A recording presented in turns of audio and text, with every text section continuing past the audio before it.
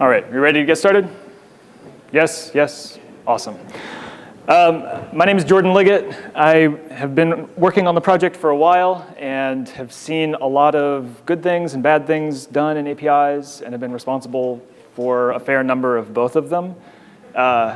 So don't take the things I say today as like coming down from on high and like I know what's right and you're all doing it wrong. Like a lot of the things I'm calling out as this doesn't work well, the reason I know that is because I did the same thing.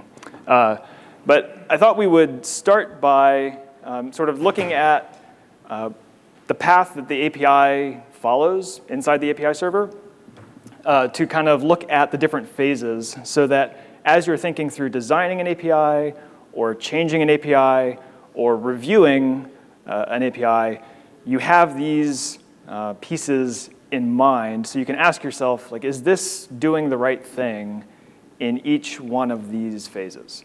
And so this is something that Stefan put together when we were going through some of the custom resource work, but it lays out pretty clearly the different phases that we have in the server. And so you can kind of ignore all this stuff and just pay attention to what happens inside the server here. So when a request comes in, the first thing we do is decode the request. So we're taking an array of bytes off the wire and bringing it into an object.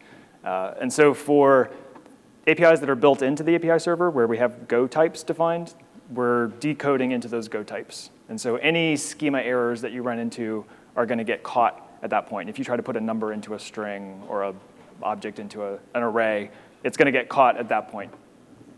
The next step is what we call defaulting. So when you submit v1 of an object, if you don't specify some fields, there's an opportunity for the server to set defaults for those fields. And so you see this in places like replica counts in some of the early workload objects. If you submit a deployment or a replica set and you don't tell it how many pods you want, it'll say, you probably want one.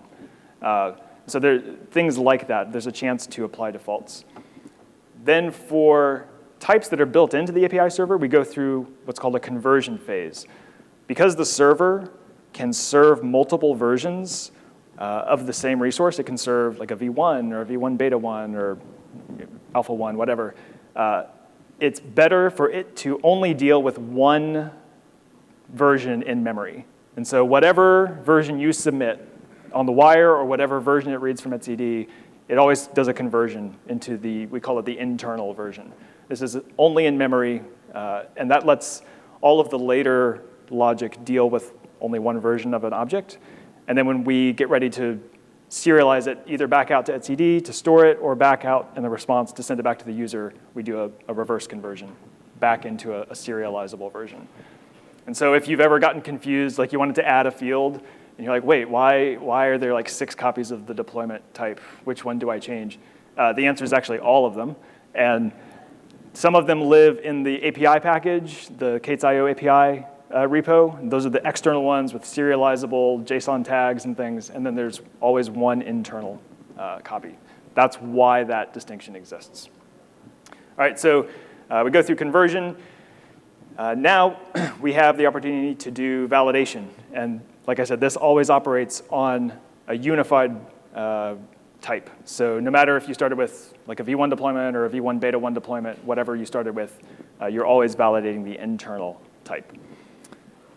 And then once it passes validation and we say, yep, this is a request we're willing to accept, then the server handles conversion back into the storage version and persists it to etcd.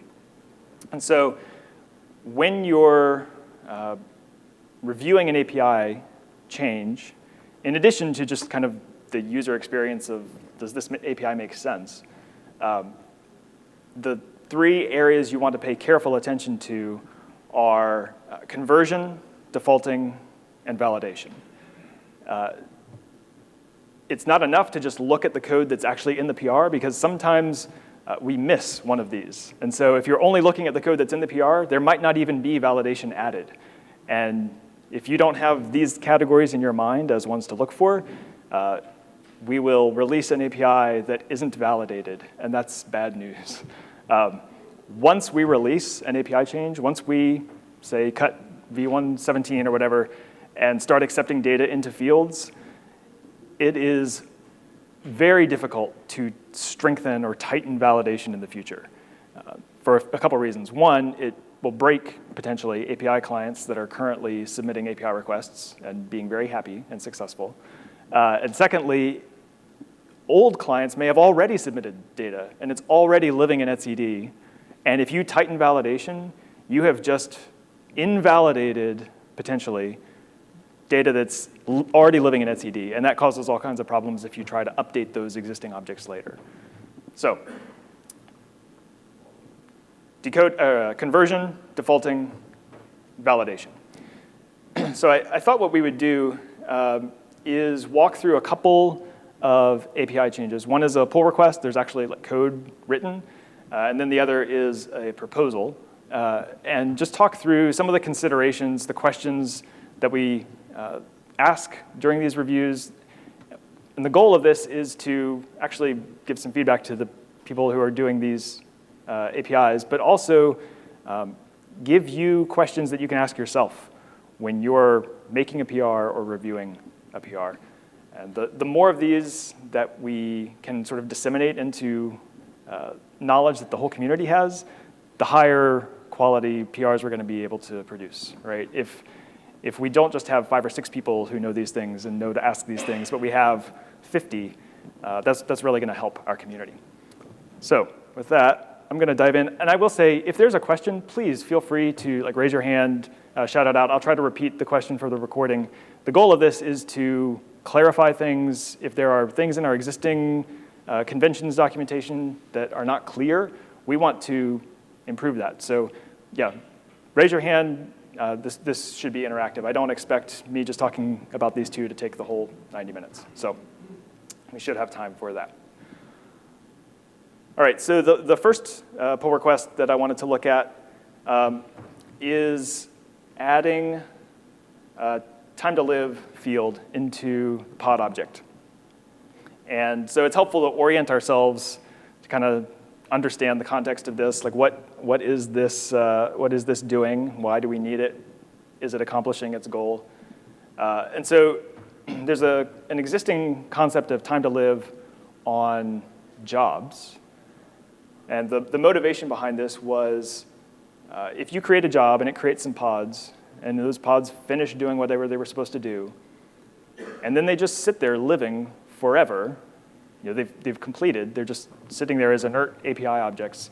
If you run a bunch of jobs over and over and over, which you can do from a cron job, you will actually fill up etcd eventually, right? The space isn't free, and so having hundreds or thousands or hundreds of thousands or millions of pods sitting around is not actually helpful. So you might say, well, why don't we just delete it as soon as the pod's done? And the answer is, it's actually helpful to have around for a little while, right? It's helpful to see the status, like did it complete, was it successful? If it failed, I might want to go look at the logs. So it's helpful to have it around for a little while. How long is long enough? And the answer is it depends, right? Maybe this thing you want to live for a day or a week, or maybe you've got some requirement that it live for a certain period of time for auditability.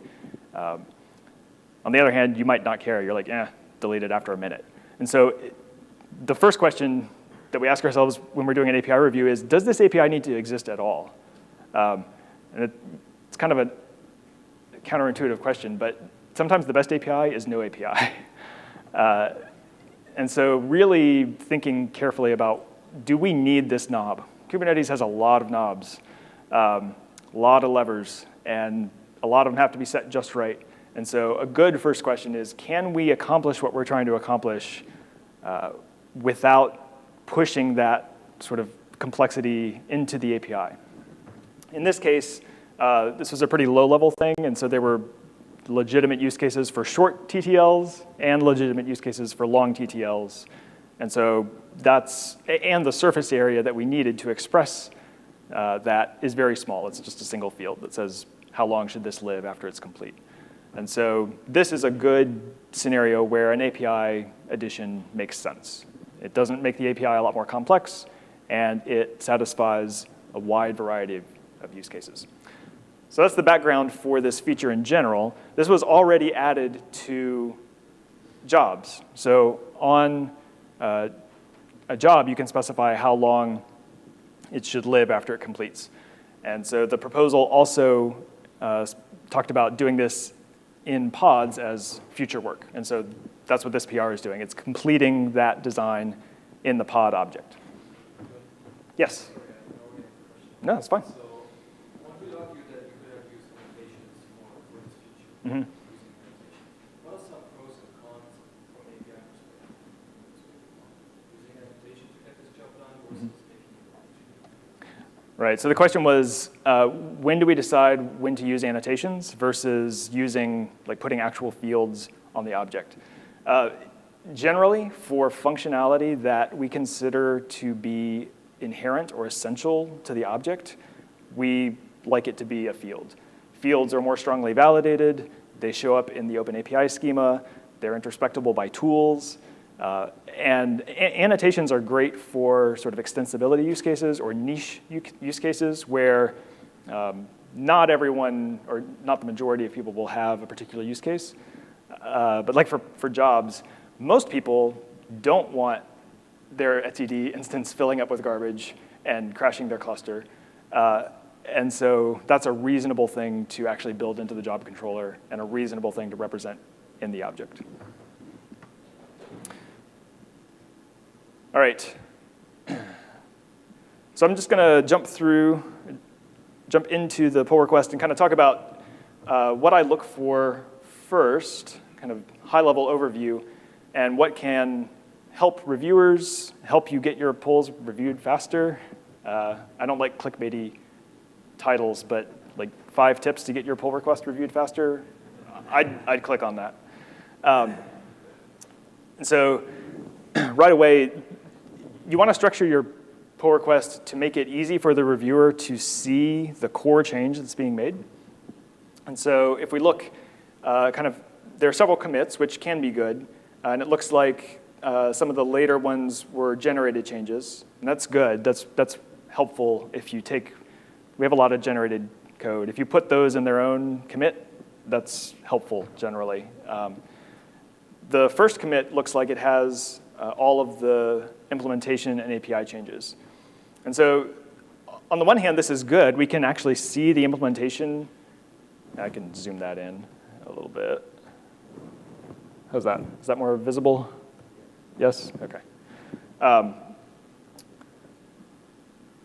We can actually see that we have a working implementation accompanying this change. That's always good. On the other hand, it does make it a little bit tricky to kind of tease apart, like what are the API changes and what are the implementation changes. And so it's often helpful to have one commit with API changes, one commit with implementation changes, and then one commit that does all the generated files. But this is fine. We can kind of jump to the API packages and see what's going on. Something we do see sometimes is things that are wanting to make an API change and the implementation isn't done yet. And more we are asking that we not merge API changes until we have a working implementation. For a few reasons. There are a variety of things that can come out of that. The worst is that the API change goes in, we release, then we go write the implementation and realize the API doesn't actually give us what we need to do the implementation. And now we've released an API and we have to support it, or at least not break it. We don't want to do that. That's kind of one extreme. On the other is just confidence that it's going to work well in terms of scalability or usability. Sometimes you can have an API that works, but it's awkward. And if you had been working on the implementation, you would have structured it slightly differently to make it easier to understand or use. So it's fine to put things in one pull request as long as they're kind of in different commits. It's also fine to have one pull request for the API change and then start a second pull request that kind of bases on top of the first one and adds implementation.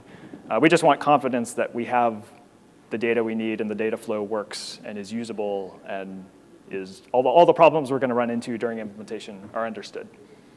So this has the implementation and the API change in one commit. So that's OK. So let's start by looking at the types .go file. So this is a built-in API. If this was a custom resource API, we would probably be looking at possibly the Go types if it was using Cube Builder to generate, but also the actual CRD manifest, like what's the schema that's defined. But in this case, it's a built-in API. So we look at the types.go file. Let me make that a little bit more readable. There we go. OK. So again, API surface that this is adding is small. For really fundamental types like pods or pod spec, that's good. We don't want to make big changes. If you're needing to make big changes to a really fundamental type, it's worth asking yourself if this is the right approach, if there's a less disruptive way to accomplish what you want. And so this is mirroring the same field that was added to jobs. So there are a few things going on here that are interesting to look at. The first is that this is changing an existing type. And so whenever you're changing something that exists, you always have to ask yourself, what are existing clients going to make of this thing? And what about all the existing data that's already persisted? You know, there are clusters out there that have hundreds of thousands of pods that already exist. What are they going to do with this field? And so the first thing that you have to keep in mind is that any addition to an existing object has to be optional. You can't require a field in an API that people are already using, a new field in an API that people are already using. And so we can see that this is marked as optional. In the OpenAPI spec, this actually makes it so that this field is not marked as required, so that's good. It's also a pointer. So in the API conventions, we talk about like optional and required fields. There are some sort of weird Go type things that bleed through our API serialization, and one of them is that if this wasn't a pointer, we wouldn't be able to tell the difference between the user passing literally a 0 or not having the field at all. And so if there's a field that you're going to want to default, or you're going to want to be able to tell if the user specified it, then you probably want it to be a pointer for things like strings and numbers. Otherwise, we can't tell. The information isn't in the Go type. Yeah?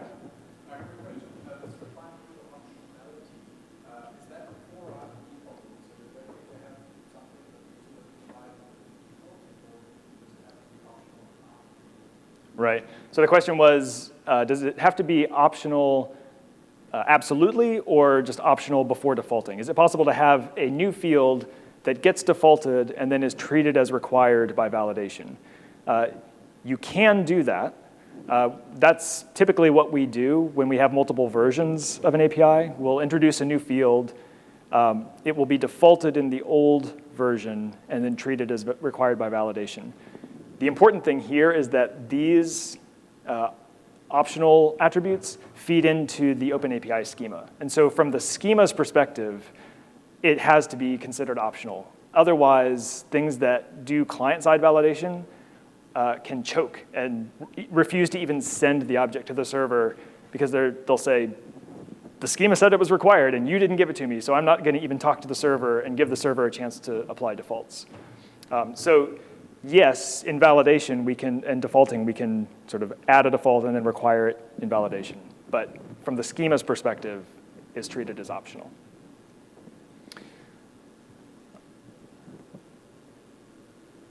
All right, a couple other things to talk through here. The protobuf aspects will actually get generated for you if you just add the field and define the JSON information, and then run the make update script that generates everything. It will allocate a proto tag number for you and generate this for you. So I see some people like hand copying these and trying to understand like what do all these things mean. You generally don't need to do that. The generation scripts will add the proto decorations for you. We do have linters in CI that will make sure that this field name matches the Go field name. So if if you do fat finger these or typo these, or not follow conventions like lowercasing the JSON field, there are linters that will catch these. When you're reviewing, it's sometimes a good idea to double check.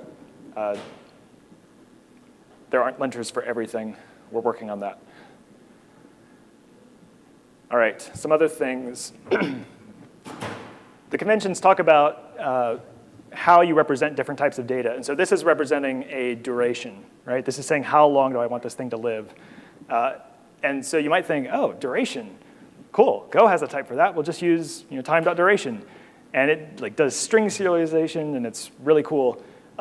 We don't actually recommend using time duration for REST APIs because it makes the Go duration parsing part of our API. And that's actually sort of ugly to implement in other languages. Like we try not to make other languages implement Go compatible versions of things. And so rather than externalizing time duration parsing, we put units in the field name. And so you'll see like such and such seconds, and then it's just a regular integer. Or such and such milliseconds, microseconds. I think we have something like that in one place.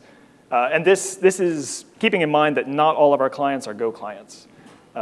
We don't want to make it overly burdensome to parse and produce API requests in other languages. All right, so reading through the documentation on this, it limits the lifetime of a pod that is finished, and it defines what that means. If it's set, then this long after the job. All right, so this is copy-paste. So this is first comment. Copy, paste of job instead of pod. And one thing we try not to do is drown people in comments. So if there's something that applies in multiple places, just note it once, be kind, don't make the same comment like 1,000 times. All right, so the rest of this looks like a copy-paste of job stuff, so we'll assume that that'll get updated. All right, so now we're talking about alpha level and feature-specific fields. So this is an interesting point. Again, when we're making changes to an existing API, you have to think about how existing clients are going to react to that. And it may seem counterintuitive, but one of those clients is actually the API server. And so if you think in terms of time, when this field is introduced, say the API server is at 116 and this field doesn't exist. And then the API server upgrades to 117, and now the field does exist. And so now you can persist this data in etcd. So that's cool. And you might think, well, I don't see a problem there. Well, what happens if you have more than one API server running at the same time against the same etcd storage? And so this is how you run highly available API servers. You have more than one, and you load balance between them. And when you upgrade, you only upgrade one at a time, right? So imagine you have 3 API servers that don't know about this field, and you upgrade one of them. So now one API server knows about this field, and you make a request, and you submit data to that API server, and it says, cool, TTL seconds after finished. Yep, I know about that field. I'll validate it. I'll persist it. Now that data is in etcd. Well, you still have 2 older API servers that don't know about this. And requests are getting load balanced between them. And so what if another client talks to another server, says, hey, let me get this pod, look at it, and then set a label or set status or something. When this data in etcd that knows about this new field gets decoded into a Go type by an old API server, this field disappears. The old API server's Go type doesn't know how to represent this, and so it drops the data. And if it writes back to etcd, you now have data loss. This is really nasty. For a long time, this was just sort of a, yeah, that happens. Maybe don't use new fields right away, kind of a thing. And we weren't super happy with that. Where we ended up after a while was the idea of feature gating fields. So when you first introduce a field to an existing type, it has to start out as alpha level. And that means we document it. It says this field is alpha level.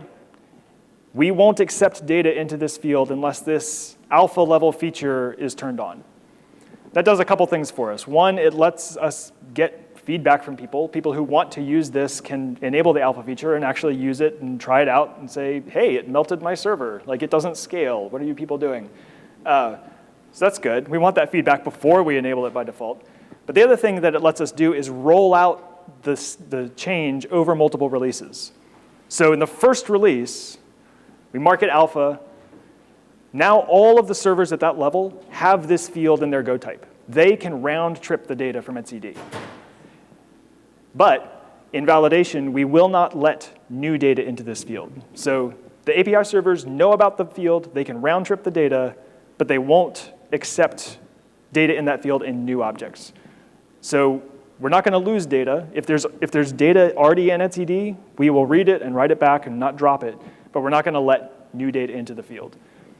At least one release later, we can promote that feature and start accepting data into the field. And so that guarantees that by the time we start allowing data in, we know that at least one back level of the API server understands and can preserve that data. And so this feeds into our supported upgrade patterns. This is one of the reasons why skip level upgrades aren't a good idea, because the development processes that say we roll out changes one release at a time start to get violated if you start running like API servers that are more than one release apart. The old ones can start dropping data that the new ones just enabled. All right, so this is documenting that the field is alpha level. That's good. It's documenting the feature gate that is related to it. So that's good. So yeah, so other than the doc change about the job stuff, the type actually looks pretty good. So let's look at the other types.go file. Remember there are two in this case.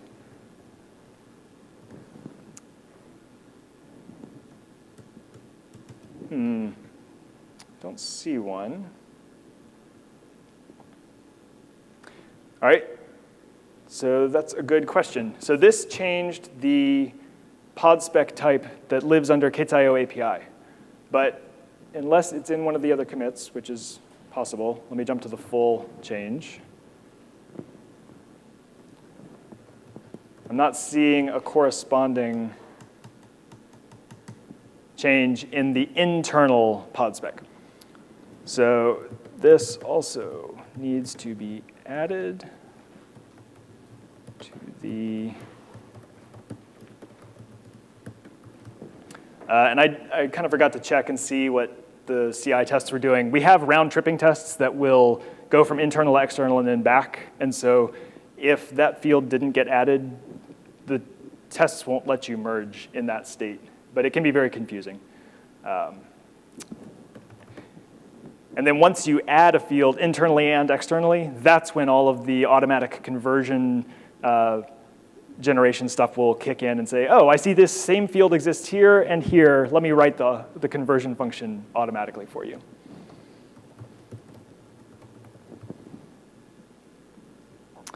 All right, so if you think through the three things we wanted to look at conversion. I don't think we're going to have conversion if the field wasn't added internally. Defaulting, so there's no default documented here, but let's look and see if they added defaulting. It doesn't look like they did.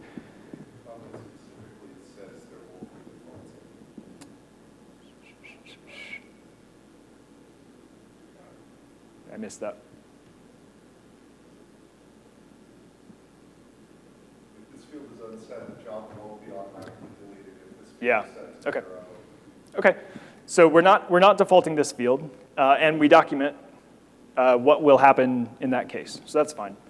And so then the last question is validation.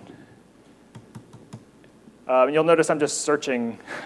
We use defaults.go and validation.go and types.go as conventions. If you're adding to existing things, you're probably going to add functions in those existing files.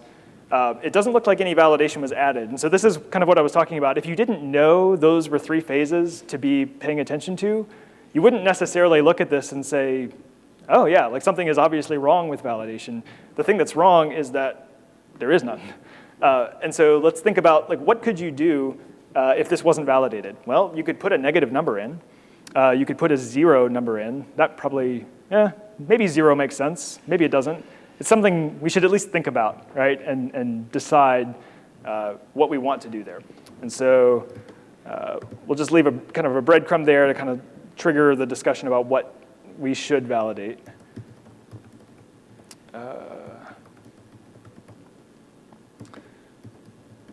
Should at least validate non-negative numbers.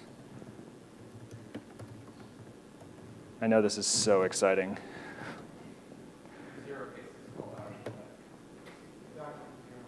Field is set to 0. OK, great. This is good. I should have like 75 people looking over my shoulder. It's very helpful. All right. Let me look at my outline and see if there's anything else I wanted to talk about. So I said if we release without validation, it's really hard to change. Again, anytime you're changing an API, you have to ask yourself, how are old clients and new clients going to respond to this? How are old API servers and new API servers going to respond to this? And so the tightening of validation or the loosening of validation, you run into problems, especially around API server skew. So before it was an issue about dropping data, but you can imagine if, say we forgot and we released this without validating anything, and then a release later, we're like, oh, negative numbers don't make sense. We should definitely stop that. Well, now you can get in a situation where the new API server will forbid you from setting a negative number, but the old API server would have allowed it. And so you can have existing data that's set to -1. And some of our deletion paths actually require you to update the object. So I don't know if you're familiar with finalizers, but finalizers are a breadcrumb you can put on an object that says, when someone wants to delete this, before you let it be taken out of etcd, let all the controllers that own these finalizer tokens do stuff. And when they're done, they can take their finalizer name out of the list. And so that's done with an update. And so if you have bad data in etcd, and the API server won't let you update the object because the existing data is bad, then you can't, and it has a finalizer on it, then you can't even actually update it to remove the finalizer to delete the thing that has the bad data. It's no good. Tightening validation is kind of a landmine. Don't get in that situation by having good validation from the beginning. All right. All right. I think that was most of what I wanted to talk through on that one. Are there questions about this change in particular or things that occurred to you while we were going over this before I kind of move on to the next one? Yes?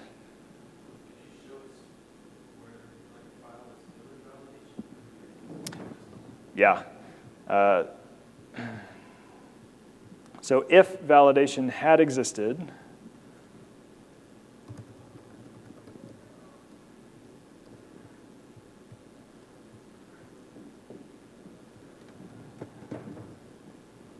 it would be under this file. And that was a field on the pod spec, I believe.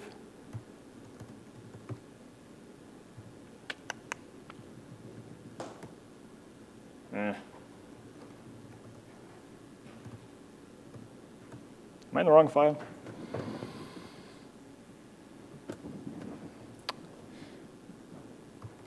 I apologize. This is what happens when I don't have my computer. Blah, blah, blah. There's a validation.go file. In it are methods like validate pod, and they start at the top level object. And you can kind of walk through. They'll usually call sub-functions for like validate pod spec. And so it's usually a function like that where we're doing existing validation, and you would add a new stanza that would look at this field and say, if it's not null, make sure it's 0 or higher.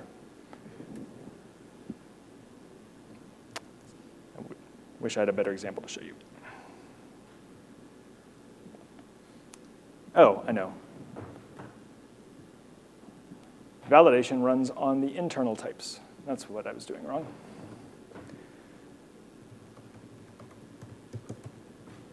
There we go.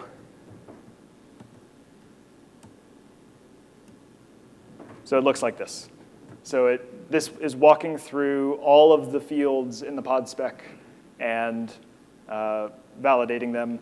And then when it finds a problem, we put structured data about the error. So we have different error types, whether a field was required, or a field was invalid, or a field, like an enum field, had an unsupported value. We have a structured type that actually tells you what the valid options are.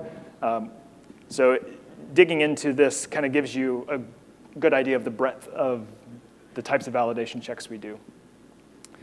So there was a question about, could you make a field optional in the schema, set a default, and then require it in validation?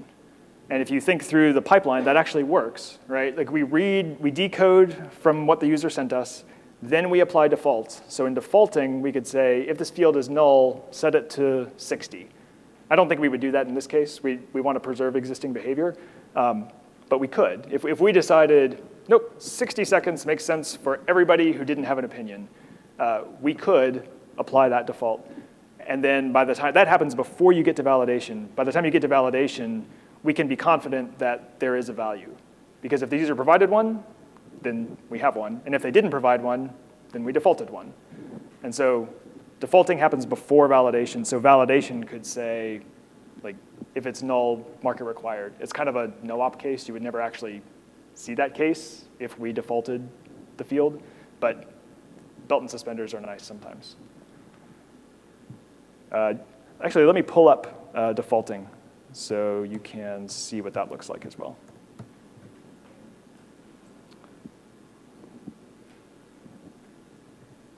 There it is. So validation happens on the internal types. Defaulting is per version. So defaulting happens on the external types. And so you can see, basically, you get handed an object, and you can do things like, say, if this field is null or is zero length, then populate it with some data. This is actually a really bad example. Don't do this. Don't default one field based on another field. This particular example caused us lots of problems where if you created a replication controller and you put some labels on the pod spec, we would default the selector to match the labels on the pod spec, which sounds like it's really helpful and nice. But then if you updated your replication controller to change those labels, we wouldn't change the selector as well. And so you'd get an error saying, no, your selector has to match your labels. And you're like, selector? I didn't even tell you about a selector. What are you doing?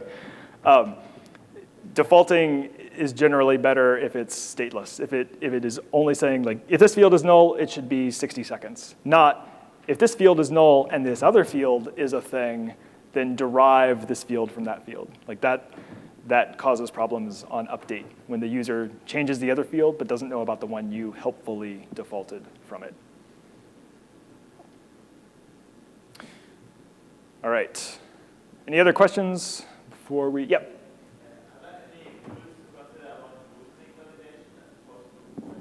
Good question. Are there rules about loosening validation?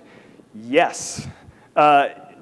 Loosening validation from an API server's perspective is actually the same as tightening it in reverse. So when you tighten it, the next generation of API server will prevent you from doing things that the current generation lets you do.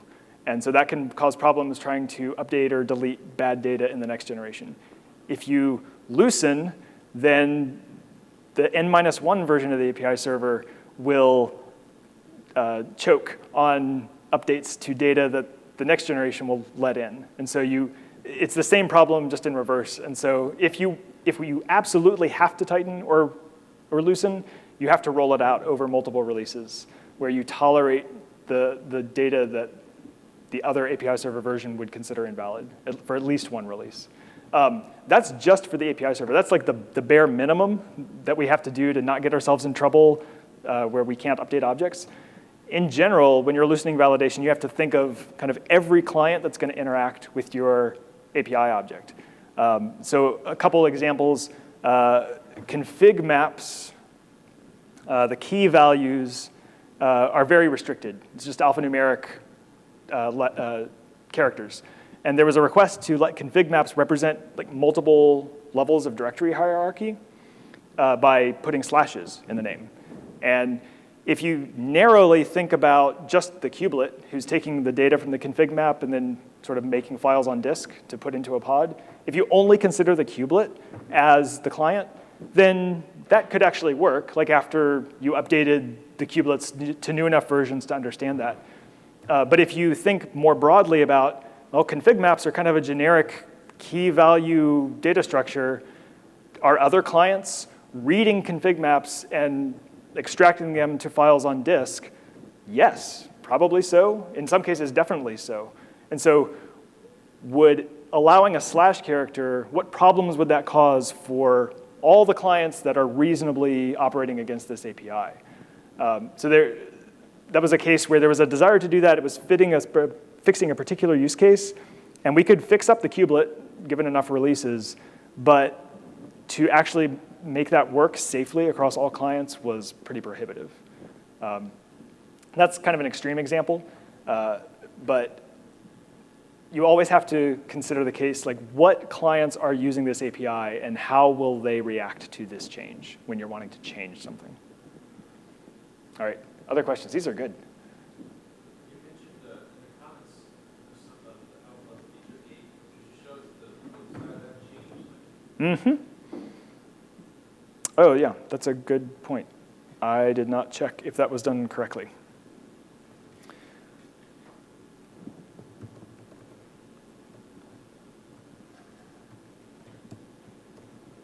And it wasn't. This is so helpful. I recommend everyone have an audience checking after them.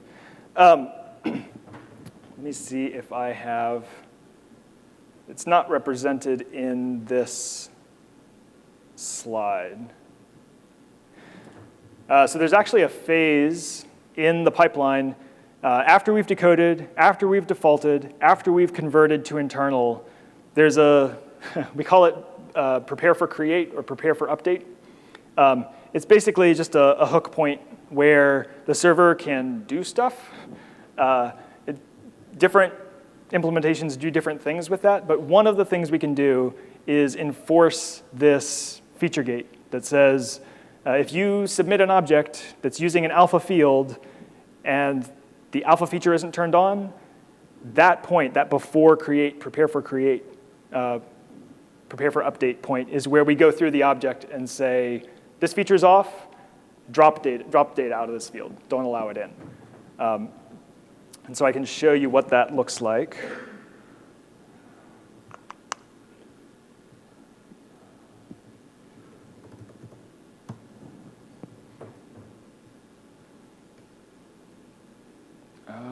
Where would be a good one to go? Probably pods.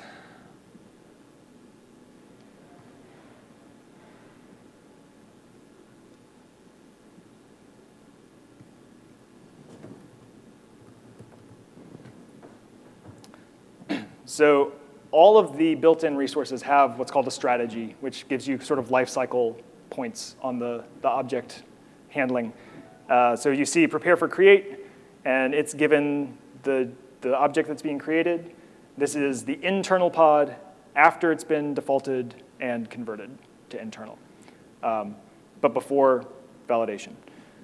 And then you have the prepare for update, and it's given both the old and the new object. So this is when you're updating a pod, and it can see, well, what was the existing object in etcd, and what's the new one that they're wanting to persist. And so in both cases, we call this helper method drop disabled pod fields, and we pass in the old and the new object. When you're creating, then the old one is nil. We don't have an old object. And if you look at that implementation, drop disabled fields. So here we've drilled down, so we have the old pod spec and the new pod spec. And so this is what it looks like generally. So we're going to say if this feature is not enabled, and they didn't already have this field set in the old object, then drop data out of this field in the new object. And so the feature enablement piece is pretty clear. Like, you don't have the feature on. This piece took us 3 or 4 years to figure out that we needed to do. This is what lets you avoid data loss issues when you're running an N-1 API server. So if you think about this, the feature's off, that's cool. You go to create a new object, and you've set this field. We don't have an old object, and so if we look at what this does, if the old one is nil, then we say, no, we weren't already using this field. So we should go through and drop the data. If the old one already had the data in it, then we want to preserve it. We don't want to drop it, because that means either they enabled the feature, persisted stuff, and then turned off the feature, which is not ideal, but sometimes you got to turn off a feature to stop the bleeding. We don't want to add data loss on top of that. Or you might be in a skew case where there's a newer API server that's allowing data into that field because the feature's graduated to beta. And as the old alpha server, we're like, OK, somebody allowed it in. We're just going to let that same data be persisted. In case you're getting lost, this is actually laid out in the API changes doc. So I think it was linked to from the session description. So it talks about how do you make changes to an API. And it walks through adding a field and associating a feature gate with it and validating it and how to drop data from it for one release. So again, I made all the mistakes that these are protecting against. Yeah. All right, before we move on, other questions? All right.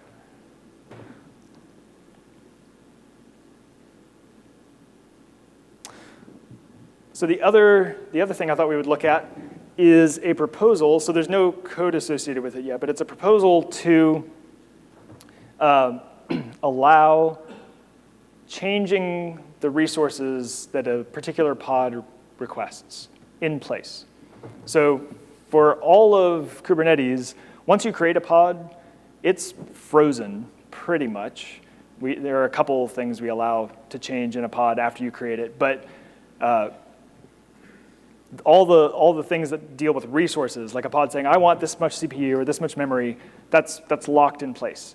And that makes it really easy for some things. So create a pod, and then the scheduler can say, oh, well, this pod wants 2 gigs of memory. Let me find a node that has 2 gigs of memory free, and it'll match make the pod and the node. And so that makes that pretty easy to reason about. And for a long time, the answer was, well, what if I need more memory? Well, change your deployment spec and roll out a new revision of the deployment, right? And that works OK. That works fine for some things. But sometimes the restart cost is very high, right? You can imagine an application that takes 10 minutes to warm up or 30 minutes to warm up and fill its cache. Or you have like data gravity issues where I just got all my data to this node, and you're going to want me to rev the deployment, and it's going to end up over there. I'm going to have to pull all my data over there. It can be expensive to restart. And so there's a desire to allow a feedback loop that updates in place the resources that a particular pod requests. And so today, the resources are in the pod spec. So it's just a map of like resource type to amount or quantity. And the assumption of all clients today is whatever is in the spec is what the pod has. And so the scheduler, if there's not sufficient resources for that, it will refuse to assign it to a node. And once it gets assigned to a node, if the node says, oh, I'm out of resources, I forget if it does feedback onto the pod or reports pressure. I forget the exact flow. But there's only one field in the pod that says what resources does this pod have. And so this is proposing adding a second one. And so we'll just take a minute and kind of read through the description to try to understand what's happening here. So they're wanting to add a field into each container that says resources allocated. And so the existing resources field would be the user specified source of truth and would become mutable, apparently. And then the resources allocated would be the thing that kind of acknowledges that the resources the user requested are allowed or available or accepted.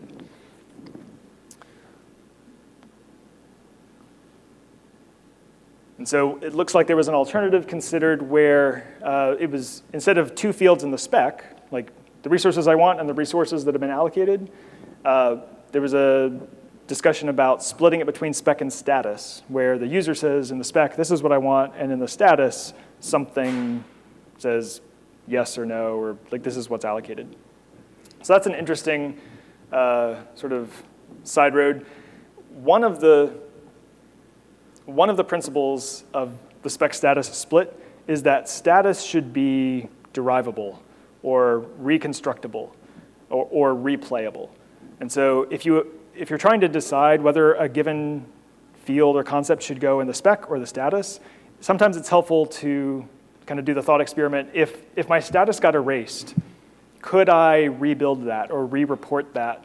Or the controller that made all the original decisions, could it like replay and make those same decisions again? And so in this case, the answer is not really. If you put it in status, then the scheduler would lose information if the status was thrown away. And so this is more of an example of two different actors collaborating on the specification of the object. And so there are other examples of this, right? Like a deployment or a replica set, the user says, here's the app I want to run. And then you can hook up like an autoscaler that monitors usage and says, you said you wanted this to be at 75% CPU, but it's higher than that, so I need to increase the replica count. And so you have an autoscaler that goes and changes the spec of the replica set. So we have examples of different actors sort of collaboratively working on the specification of an object. And actually, the server-side apply work is designed to make that even easier by associating which fields in an object are controlled by which actors. So I, as a user, would submit my deployment, and it would say, oh, yeah, well, this user is managing all of these fields, but the autoscaler controller is managing the replicas field.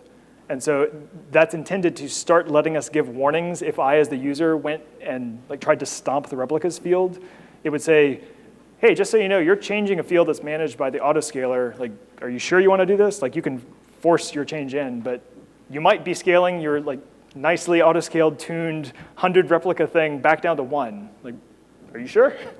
And so server-side apply managed field tracking is allowed to make it easier for things to collaborate on an object without stomping on each other accidentally. All right, so that makes sense to me. Like the argument that we couldn't reconstruct this, that this really is sort of a second phase. The user asked for X. The scheduler or the node collaboratively determined that X is available, reflect that back into the spec. That seems to make sense. The questions that I would have are around defaulting and other clients. So again, these sort of phases of API processing are helpful to keep in mind. If you have existing objects, what would this new field default to? Would it default to nothing, or would it default to match the current value of the resources field? So that would be a question I would have. The second question would be around existing clients. So it's helpful to think of clients not just as the ones who are making requests to the API, but also any client that is having this data sent to them. And so admission webhooks are actually a client of the API. We ran into this with the ephemeral container work that was done. One of the things we're seeing a lot of is use of admission webhooks to make policy decisions, right?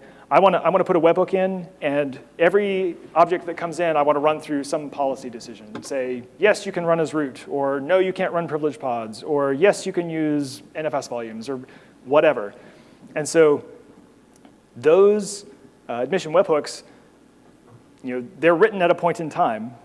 And if we add capabilities to API objects, we have to think about what would that do to someone who made policy decisions against the API as it existed in the past.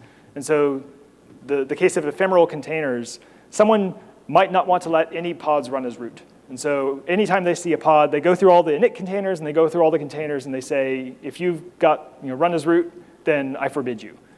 That's cool, that's great. But then we add ephemeral containers. And now there's a new field with a list of containers which can run as root. And anything that was written as a policy decision against the old API doesn't even know about this new field.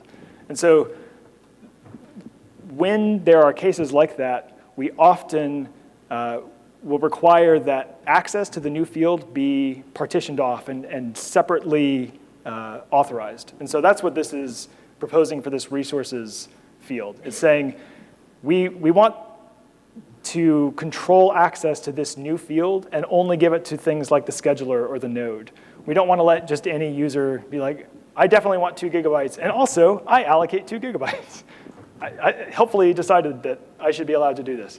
And so that's what this is proposing, having access to this field be via a different endpoint, authorized specifically for that.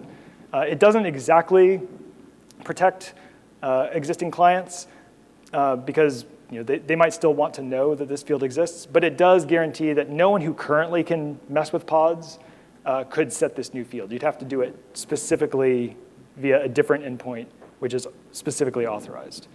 So that's why that's proposing that. That seems okay. It's a little fiddly to have a lot of different sub-resources to address lots of different fields on an object, so I might press on that a little bit more and see if there's a different way to authorize that rather than having a new endpoint.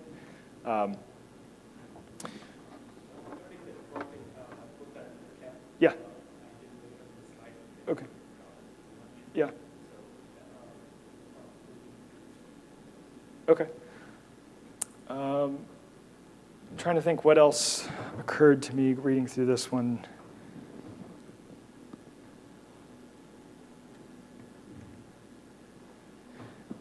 All right, so this is talking about a resize policy. So the container can indicate what it wants to happen when the different resources change. The options are sort of a map of the resource type to a policy or a list of named policies. For a long time, we've done this pretty much everywhere. The experience has shown this is harder to use than it should be. The upside is it is very deterministic. You don't get languages trying to reorder things in maps. The downside is it's a pain to use, and if we had it to do over again, we probably wouldn't. We haven't really worked through new fields. I think Brian made some comment on the V2 API saying the named lists were a mistake and he wouldn't do it again. This may be the first one I've seen come up since that comment came up, so I'm not sure what we'll do with this. Yeah? One approach is applying that is from the equation as well as you can visually see that. Name list makes sense when the user is going to define a name. Yeah, so one thing to point out, the one on the left is simpler. It doesn't give you any room for expansion. So today, this is just saying there's a single policy, like scalar. If there was some additional bit of data that you needed for different policies, like I want to restart the container, but only one container at a time, or like only at this rate, or like if you wanted to have parameters associated with that, the structure on the left doesn't give you any place to put that data. So the key value, like the map structure, is probably okay, but the value, if it was an actual object, could give you a place to put parameters if you wanted that in the future. You have to fight against like the making everything more complicated than it should be, but at the same time, knowing that we have existing rollout and upgrade strategies, and some of them have parameters associated with them, like needing to have parameters seems like a thing we might need. So it'd be interesting to at least think through whether that should be a map of like a resource type to an update strategy that could take parameters in the future.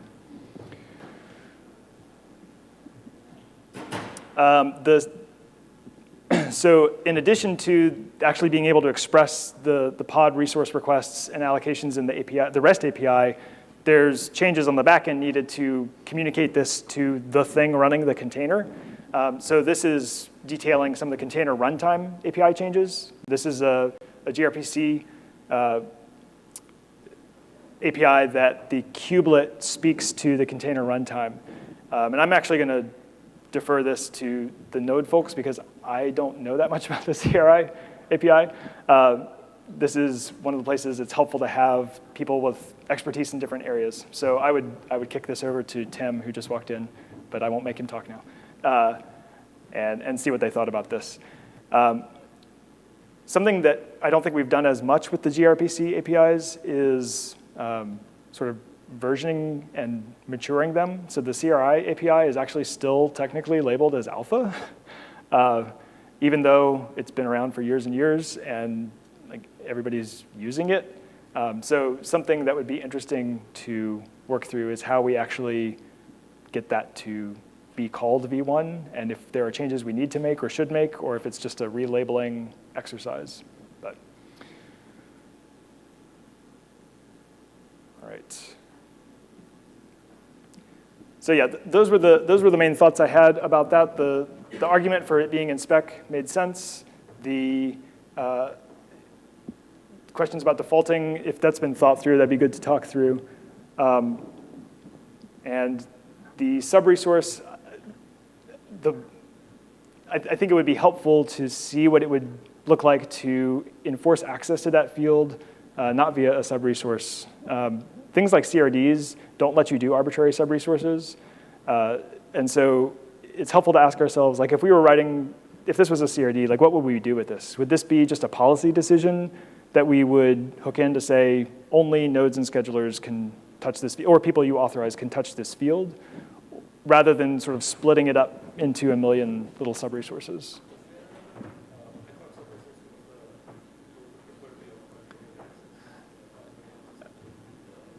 Yeah, so the question was, are sub-resources the preferred way of controlling fine-grained access? It's not actually that fine-grained. Typically, we have like spec and status, and that's it. And so it's like a whole subtree of a object.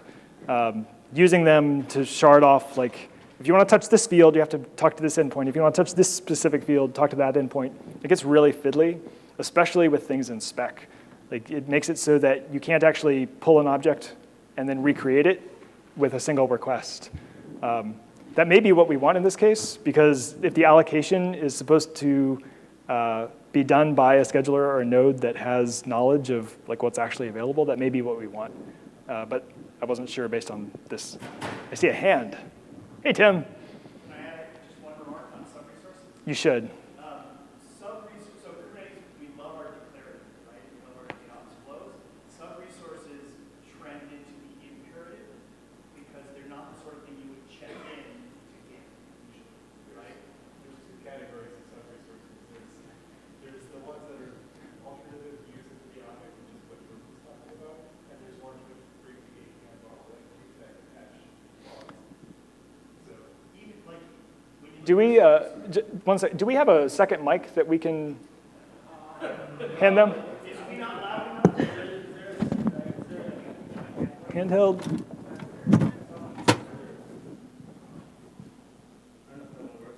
I don't either. There's only two ways to find out. No. You should come up here and talk into this. I'll just whisper into your neck. Sorry, I didn't mean to take over. I just wanted to point out that, like, when I look at APIs, when I think about sub-resources, I think of the sub-resource as a way of taking the main resource and granting access to some smaller part of it, which is counter to the general GitOps flow, but is useful for things like controllers, where you're going to imperatively be changing things dynamically. It's not 100% true, all right? And there are different ways, like we don't have a lot of consistency here. But in general, that's why I shy away from sub-resources unless I can think of it as that sort of imperative flow, like setting number of replicas on a replica set, right? Generally not what you're gonna check in to Git if you have an autoscaler, right? But you don't want to give your autoscaler full access to modify everything, and so you get a nice breakdown there. That was my point. Yeah, I think Daniel said we have a few different styles. One style is the status style of sub-resource, where the full object is returned, and it's just a window to only limit you to updating the status subtree. Another style is sort of a polymorphic sub-resource, so the scale sub-resource adapts lots of different objects to a consistent scale object so that you can point an autoscaler at the scale sub-resource, and whether it's a deployment or a replica set or a daemon set scale? No, not daemon set. Stateful set, those can sort of expose their replicas field as a scale object that the autoscaler can say, how many do you have, and what pods do you select, and how many pods should you have? So that's a polymorphic sub-resource. And then we have a bunch of weird, awful sub-resources like exec and attach that you'll notice are not present in CRDs because we don't really consider them best practices. There's a desire to sort of let you hook endpoints or pointers to endpoints onto resources, and that may happen in the future, but it probably won't look exactly like the current sub-resources do that route everything through the API server. That's not really something we want to do with CRDs. It's more likely that we would do redirects or links or some sort of very targeted aggregation instead of building it into the API server. All right. I think we have about 15 minutes left. I figured there would be questions about these or just other things that are unclear, things you've always wanted to know, things that you said, is this the way it is because it's good or because it's just the way it is? So I figured we'd leave a fair amount of time for questions and answers. Don't be shy. Wow. If you don't want to go on tape, that's fine. Okay. Yes.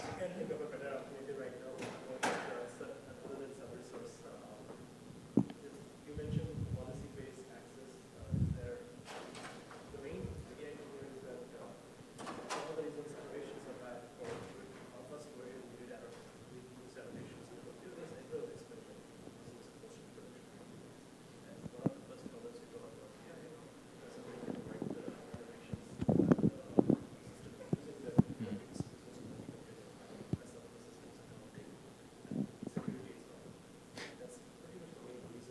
Okay. I'm going to try to repeat that for the recording. Going back to the question of sub-resource versus policy versus, in an early iteration, this was done as an annotation, and one of the problems was that anyone could just change the annotation. It was very hard to put policy around it. I think Tim's point about, is this something you would check in and expect to be able to create in one shot and have this field be populated, is probably a good one, like rule of thumb to ask. And so if this field is talking about reflecting what's actually allocated in the current state, it's probably not something you would check in or expect to transfer from one cluster to another. So it's possible that it would be okay to do. I'm not, like I said, I'm not a huge fan of lots of random sub-resources, so it'd be worth thinking about if there was an alternative, but there may not be.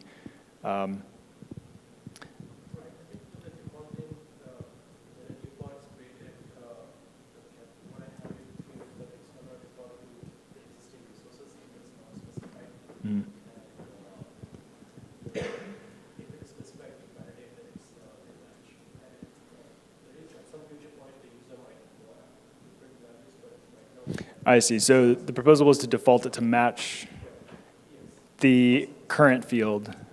I see. Do they have any new bucket schedule? Scheduler says, okay, what do you need? And then it's going to look at the nodes, what nodes can meet your needs. Mhm. And then it's going to pick one based on what's the needs. I see. So the goal would be to keep the current field, the user intent, and have that replicated into what is quote unquote accepted. And today it's a single shot. Like whatever the user says they want, they get, if quota allows it. And this would let us be able to see in the API if they had changed their intent from when the pod was originally submitted. I see. Yeah. Yeah.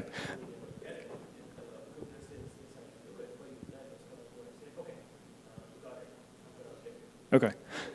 Yeah, so that could make sense. I think it would be interesting to work through all of the cases, like when you submit a new object, like what do we do if there's data in the field? What do we do if there's data not in the field? What do we do if there's data in the field that doesn't match? So it sounds like some of that has been worked through already. Okay. I remembered something else I wanted to talk about. So in some cases, like pod specs, so pods are probably the oldest object that we have in the API. They have lots of history, lots of validation, lots of oddities. Because we don't allow you to change a pod spec on update, when we're adding a new field like this, we have to think about, again, ask yourself the question, like, what is this going to do to all existing clients? And so this is talking about adding a new field to the API. Once that field has data in it, if we just leave validation the way it is, that new field is going to be subject to the same immutability requirements on update. So if I get a pod and then write the same pod back, if we don't change validation as part of implementing this, by default, if I change that field, validation will complain at me and say, nope, you can't change that field. And so that's fine. We probably don't want users directly changing this new field on update. But think about a client that is reading the existing API into a Go type. When they read it into a Go type, they will drop this new field's data. And then when they write that back, they will submit a pod update that doesn't have that field present. Because they were built against the 116 level of the typed client. And so we don't want to break that client. And so we need to think about cases like, if I see an update come in and the old object has this resources field set and the new object does not have the resources field or resources allocated field set, this could be an old client that didn't know about the field and dropped it. It could be a new client that knew about the field and intentionally dropped it, and we can't really tell the difference. And so in a case like that, we err on the side of not breaking the old client. And so what we would probably do is copy the data from the old object to the new object.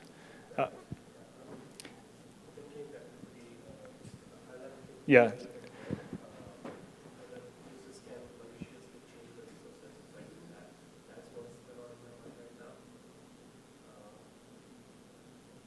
Yeah. So yeah, asking yourself, how will this affect existing clients? From an existing client's perspective, what things can I do today that will succeed? And with this change, will those things still succeed? So as we're improving things and making changes and adding capabilities, it can't be at the cost of our existing clients. So I saw Walter's hand. You had a question. So you mentioned it better to have 50 reviewers than 5. Yeah. For those of us who would like to help you with that, beyond going and watching this very nice presentation, thank you, what would be the next steps? We worked last release on identifying reviewers per SIG. So we started doing that. If you go look in the top level owner alias file, each SIG has a stanza that has a list of names. Some of the SIGs that did a lot of API work in the last few releases, like SIG Windows and SIG Storage, really got several people involved, and they did a good job of sort of stepping up and doing first pass reviews on things, I would take a look there at the particular areas that you're interested in. And if there are names there, then get up with them. Some of them have already gone through shadowing API reviews on particular changes. If there aren't names there, talk to the people who are running that SIG or that project and say, I'm interested, I'd like to learn more, I'd like to be around for things that are going on and start to pick up first pass reviews. But I would start there, pick an area that you're interested in and talk to the people running that and take a look at the owner alias file to see who is currently sort of on the hook for shadowing those. All right. I'll give you a few minutes back. I think it's about lunchtime. And thank you all. I'll be around. Come up. Tim's there. Daniel's around.